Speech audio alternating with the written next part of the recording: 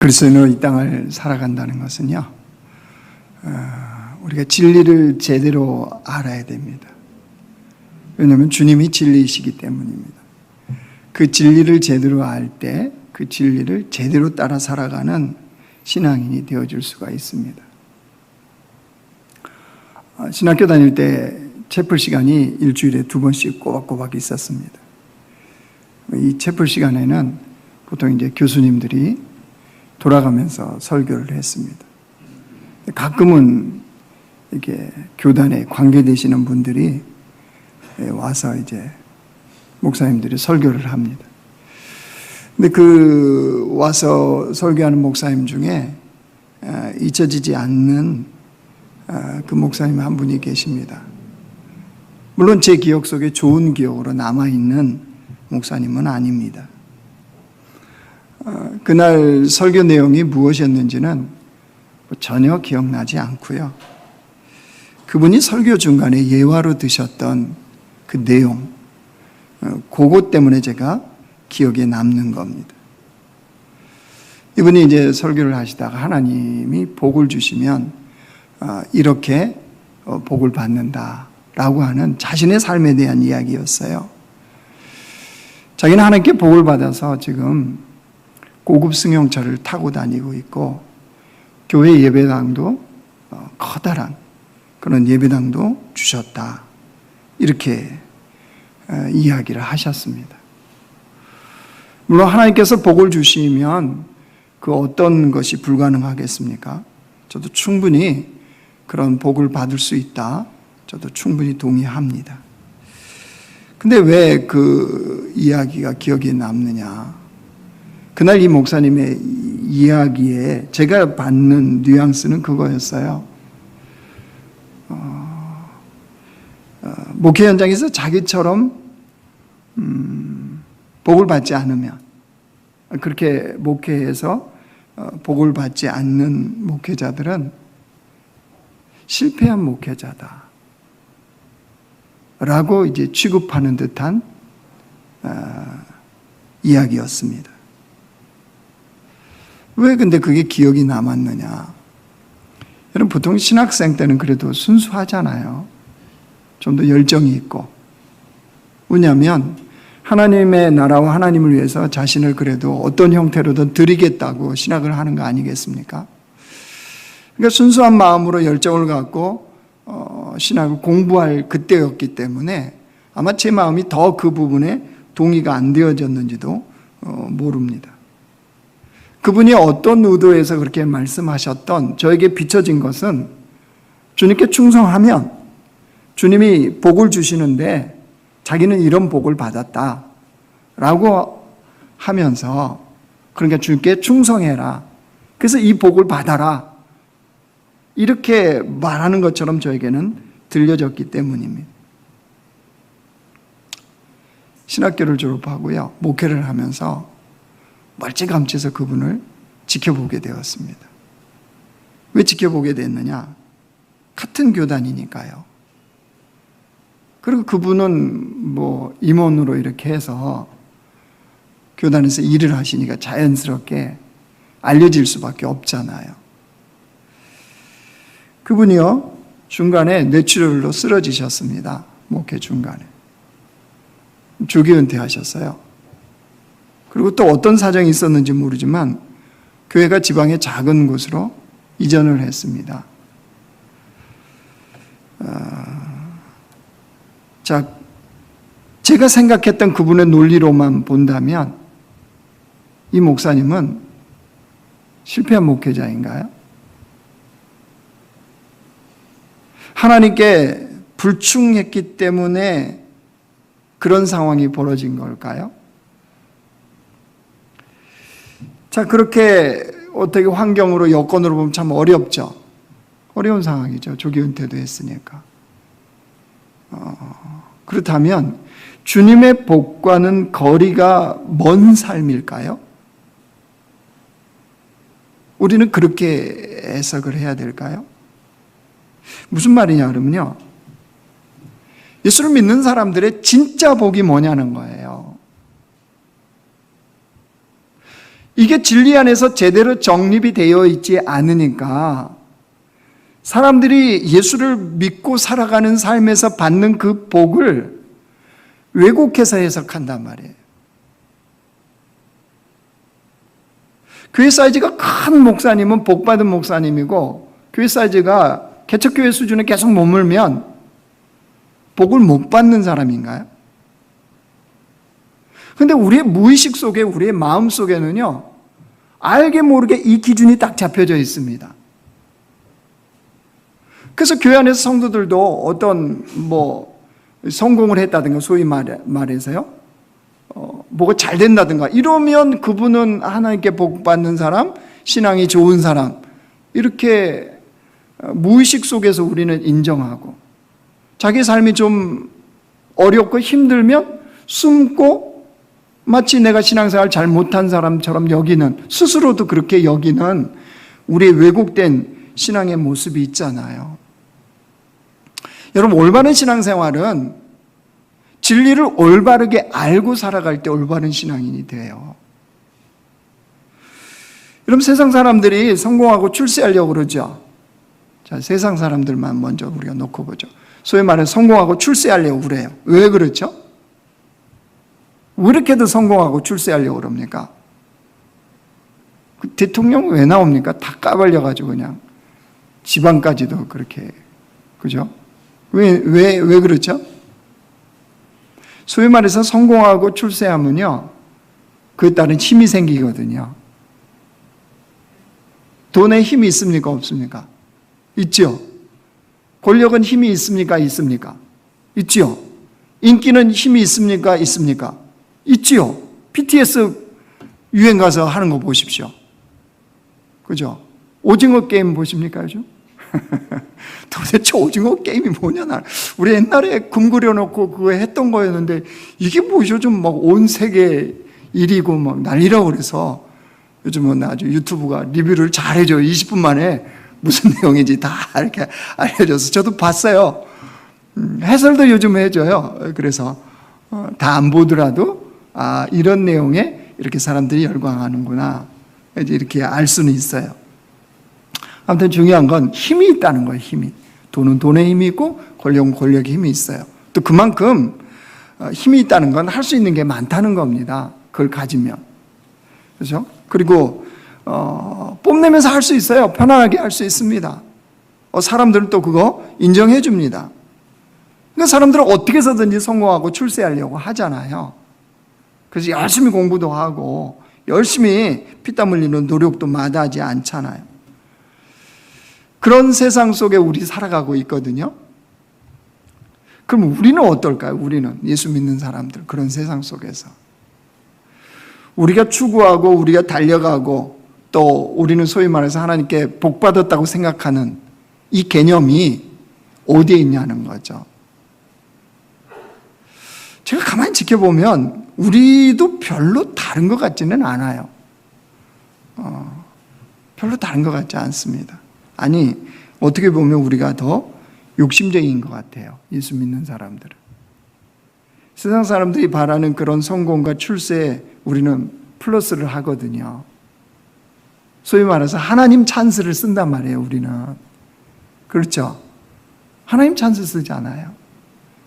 그래서 내가 원하는 복을 얻으려고 그래요. 우리가 원하는 복이 있는 거 뭐 나쁘진 않습니다. 우리도 삶을 살아야 되니까요.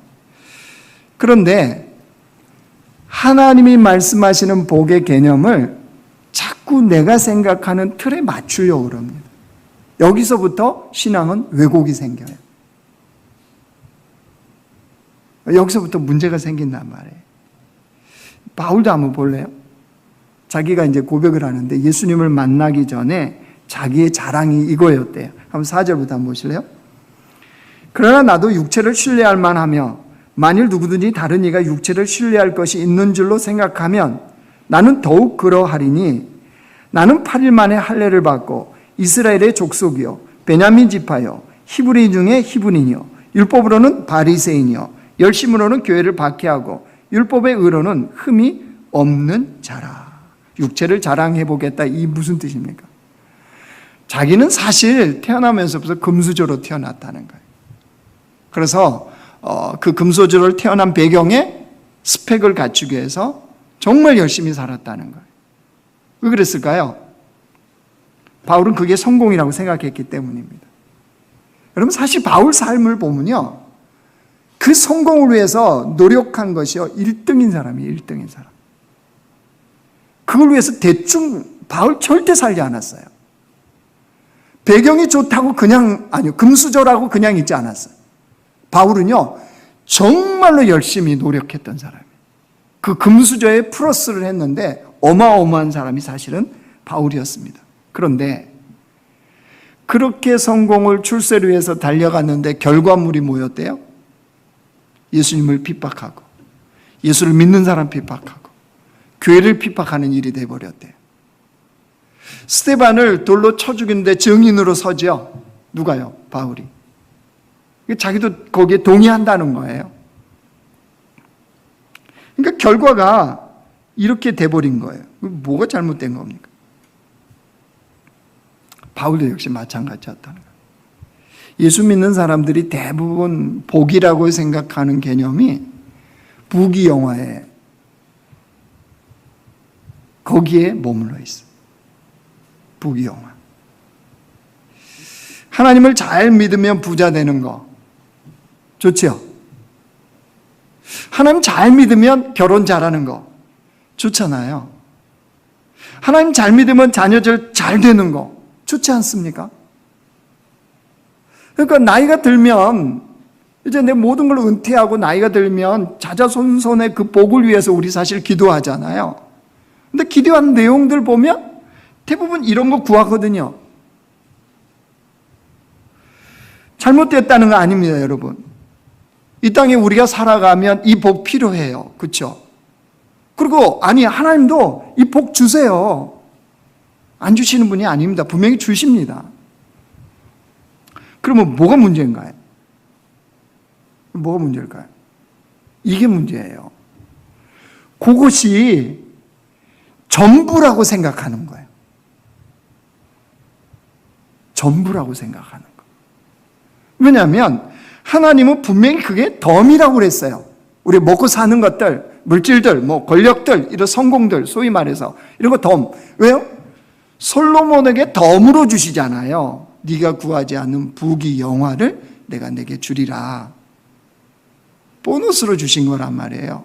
그런데 그리스도인들이 신앙생활이 어디서 왜곡이 되고 문제가 되냐면요, 요거를 전부라고 생각하는 순간부터 문제가 생겨요. 그래서 그걸 받은 사람은 하나님께 복 받은 사람, 신앙생활 잘하는 사람, 믿음의 사람, 경건한 사람 하고 딱 연결을 지어요. 왜요? 그게 전부라고 생각하니까. 그러니까 거기에서 우리가 이제 잘못하면 이런 일이 벌어져요. 저도 이 설교 준비하면서 이거 하면서요, 몇 번에 이 사람을 예화로 들었나 생각해보다 한 2번 정도는 했던 것 같아요. 록펠러라고 기억하시죠? 록펠러. 믿음의 사람으로서 아주 어마어마한 부자 됐던 사람이요. 록펠러 예화를 듭니다. 저도 한 2번은 했던 것 같아요. 그 이야기하면서 그거 있잖아요. 그분은 얼마나 돈을 많이 벌었는지 회사에 11조만 계산하는 이 부서가 따로 있다며요. 이 사람들은 출근해서 록펠러에 11조 이번 달 얼마 낼 건가, 이번 주 얼마 낼 건가, 이것만 계산하는 사람들. 어마어마하죠. 록펠러가 가진 재산이요, 빌 게이츠의 3배 정도로요. 172조랍니다.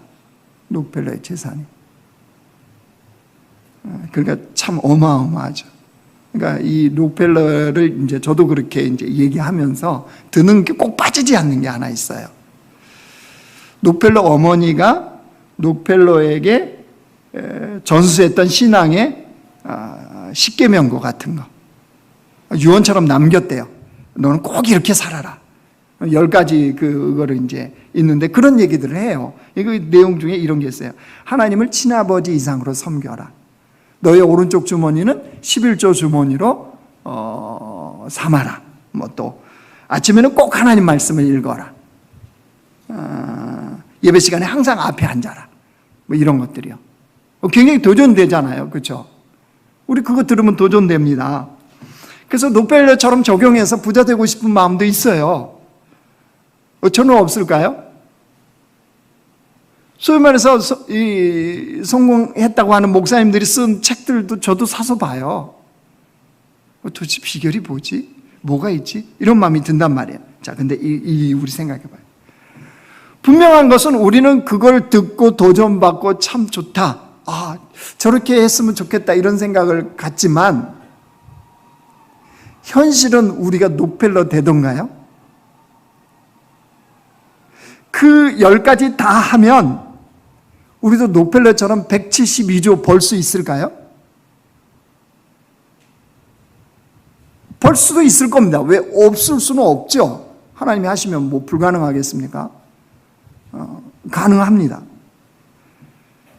근데 분명한 거는 우리 대부분은 록펠러처럼 소위 말해 우리가 말하는 그 172조요. 그렇게는 안 되고 인생을 이 땅에서 마감할 가능성이 대부분입니다. 자, 여기서 한번 생각해 보자. 그러면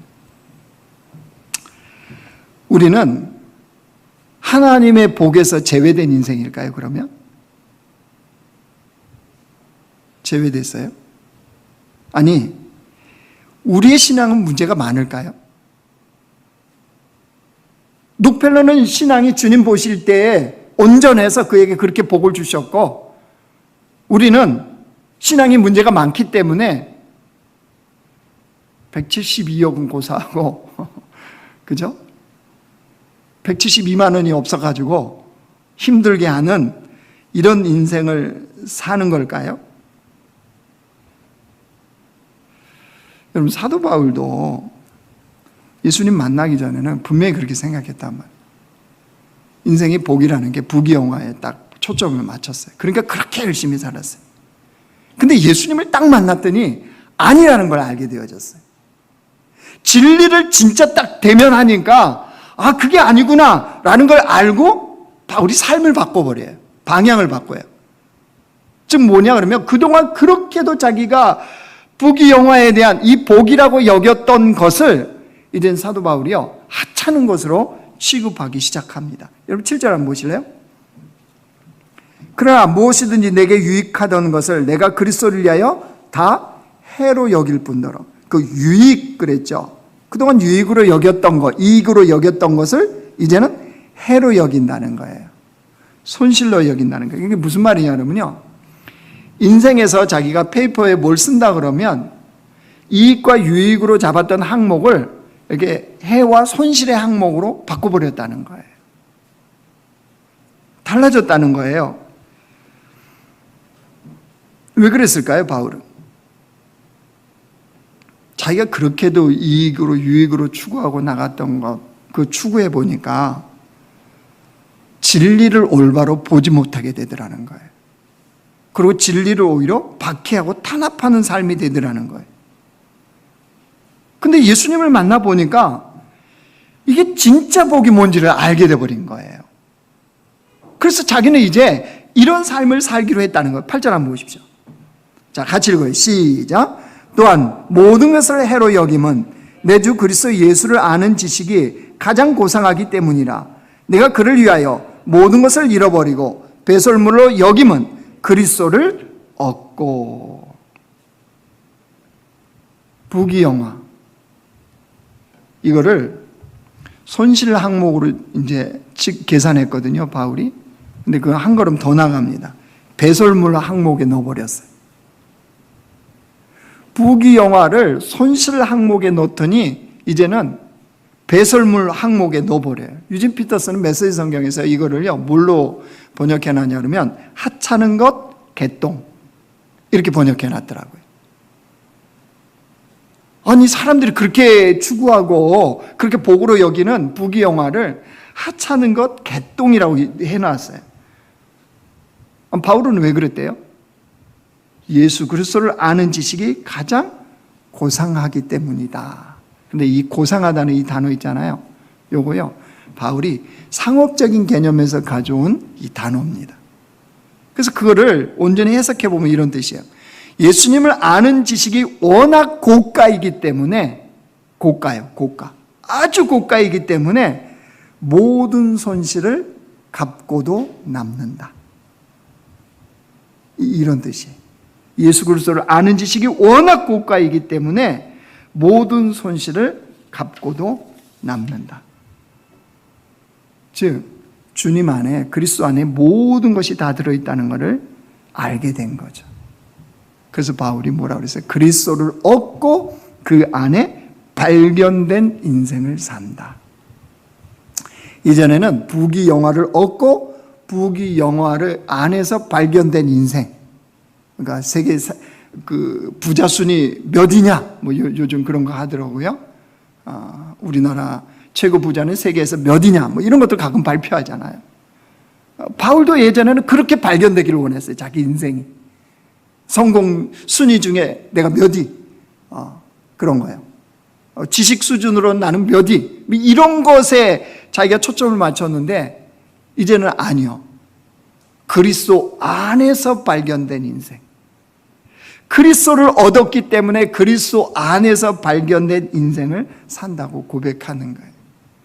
시편 73편에 보면요, 시편 기자가 고민했던 게 있어요. 고민했던 거. 뭘 고민했냐 그러면요, 시편 기자가 왜 세상은 악인이 더 잘 되냐는 거예요. 악인이 복 받냐는 거예요. 이해할 수가 없는 거예요. 하나님이 살아계시다면, 하나님이 온 세상을 통치하시는 분이 맞다면 악인이 잘 되면 안 되지 않냐는 거예요. 근데 가만히 세상 돌아가는 거 보니까요, 악하게 사는 사람이 훨씬 돈을 잘 버네요. 훨씬 편하게 사네요. 죽을 때도 의료 혜택 잘 받고 편하게 죽네요. 그 후손을 봤어요. 후손들은 유산 그대로 봤더니 그대로 잘 사네요. 시편 기자가요, 이게 도대체가 이게 헷갈리는 거예요. 왜 이런 현상이 생기죠? 부귀영화의 초점을, 복을 거기에다 맞추고 보니까 그래요. 그러다가 이제 그 시편 73편에서 반전이 일어나요. 시편 기자가 깨닫는 바가 있었어요. 시편 73편 17절 보여주실래요? 우리 같이 읽습니다. 시작. 하나님의 성소에 들어갈 때야 그들의 종말을 내가 깨달았나이다. 악인들의 종말을 깨달았다는 거예요. 어디에서요? 하나님의 성소에 들어가서. 그러니까 이게 무슨 말이냐면 하나님의 임재 속에 딱 들어갔더니 알게 되어졌다는 거예요. 주님의 임재 속에 들어가면 하나님의 마음, 하나님의 시각으로 현실을 보기 시작한 거예요. 그러니까 알겠더라는 거예요. 그래서 시편 기자가 뭘 고백하냐면 더 이상 악인들의 형통을 내가 부러워하지 않겠습니다. 하나님께 부당하다고 내가 주님께 따지지 않겠습니다. 이렇게 고백을 해요. 그리고 그가 진실되게 주 앞에 고백하는 게 있어요. 시편 73편 보여주실래요? 자, 우리 같이 읽습니다. 시작. 하늘에서는 주 외에 누가 내게 있으리요? 땅에서는 주밖에 내가 사모할 리 없나이다. 내 육체와 마음은 쇠하나 하나님은 내 마음의 반석이시여 영원한 분깃이시라. 하늘과 땅에도 주 외에는, 이 지금 무슨 고백이에요? 가장 소중한 것을 자기가 발견했다는 거예요. 하늘과 땅, 이 모든 공간에서 제일 중요한 게 누구냐? 주님이라는 거예요. 그래서 마지막에 뭐야? 하나님은 내 마음의 반석이요 영원한 분깃입니다. 여러분, 이 고백이 무슨 고백이냐 그러면요, 하나님은 나의 최고의 복이십니다. 이런 고백이에요. 주님은 나의 최고의 복이십니다. 여러분, 이 진리를 알고 나니까 악인들이 형통한 거, 부자가 되는 거, 뭐가 잘 되는 것 같은 거, 이게 다 사소한 것이 되더라는 거예요. 여러분, 주님이요 나의 최고의 복이 되잖아요. 그럼 내가 지금 겪고 있는 어려운 문제들이 많이 있죠. 근데 이 문제가 사실 사소한 것이라는 걸 알게 되는 거예요. 그래서 바울도 자족하는 도를 배웠다고 그랬잖아요.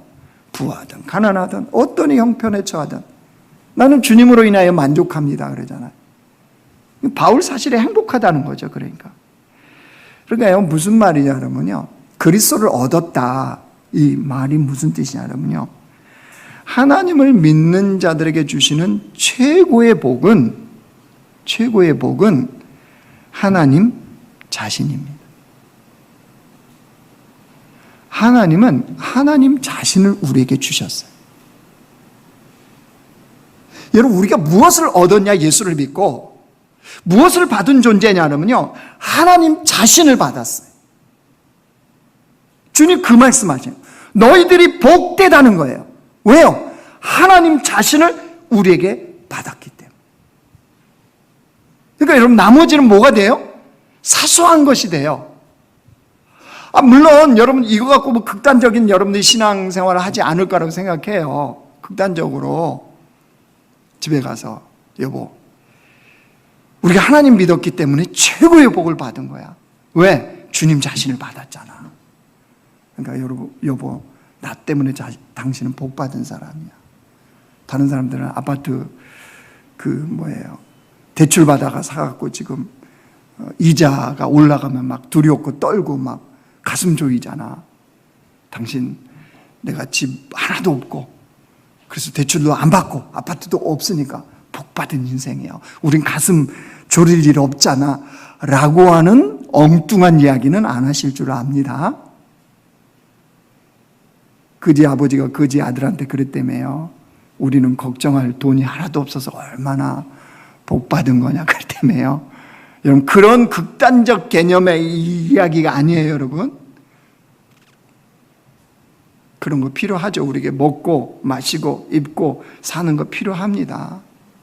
그런데 그 전에 우리가 가장 복받은 존재라는 사실을 알게 되어지면 이것 때문에 죽고 살지 않아요. 여기에 목숨 걸지 않아요.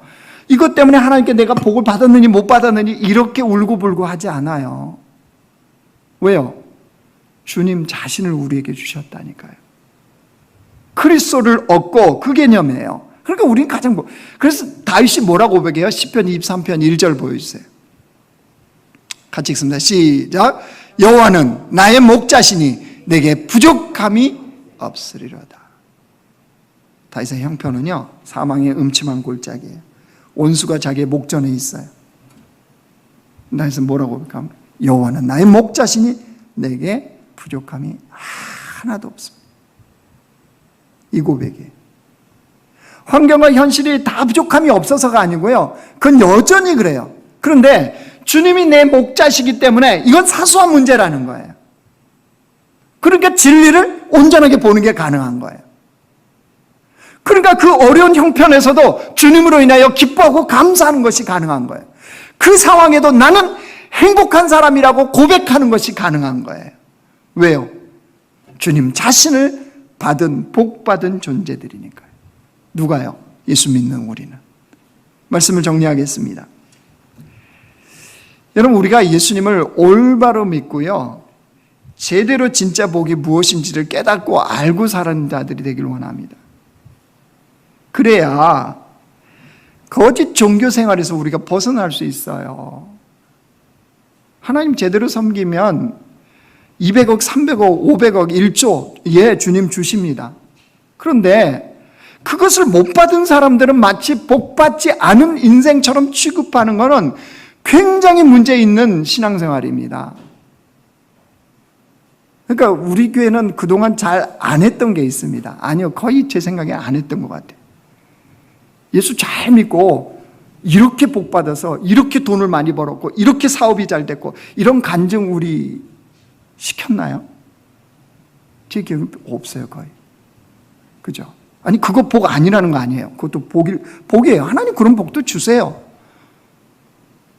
그런데 그것과 관계없이 우리 그리스도인들은 복 받은 존재라는 거예요. 이걸 제대로 우리가 알고 신앙을 생활을 해야 신앙생활이 나의 이기심이나 탐욕이나 채우는 그런 것으로 전락해버리지 않아요. 우리 하나님을 값싼 그런 정도의 진리로 취급해버리지 않는다는 거예요. 여러분, 그래야 우리가 어떤 형편에서도 근사한 그리스도인답게 이 땅을 살아가는 것이 가능해요. 근데 여러분, 이 삶이요, 쉽지 않아요. 말하기 쉽습니다. 듣기도 쉽고요. 생각도 쉬워요. 근데 손과 발에 적용되는 건 쉽지 않아요. 알기는 아는데 진짜 내가 행복하고 진짜 복받은 인생답게 어떤 형편에서도 근사한 그리스도인으로 사는 것은 다른 문제예요. 그래서 여러분 우리가 신앙생활을 하는 거예요. 기도하고 예배하고 말씀 묵상하는 이유가 거기에 있어요.